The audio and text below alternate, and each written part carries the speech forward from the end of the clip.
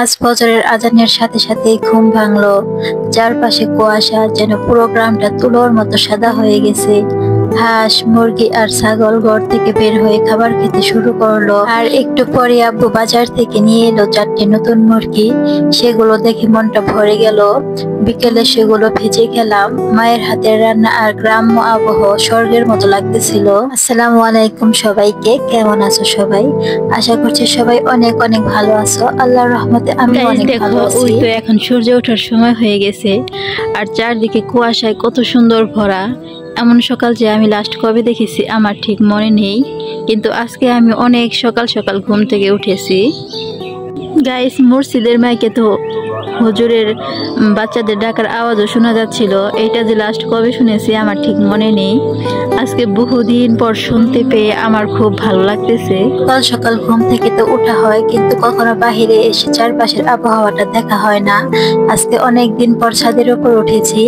ছাদের উপর যেহেতু উঠেছি, তাই ভাবলাম আজকে আমি গাছ থেকে নিমের ডাল পেড়ে নিই, এটা দিয়ে আজকে দাঁত মাজন করব।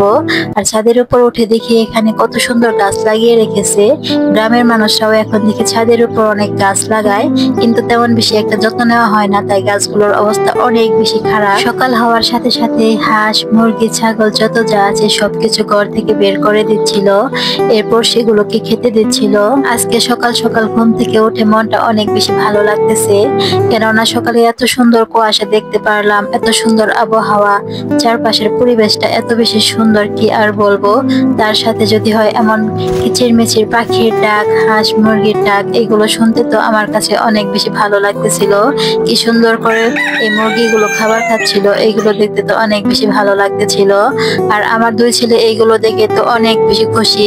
তারা তো এইগুলো কখনোই দেখে না, আজকে তারা দেখে অনেক বেশি খুশি হচ্ছিল।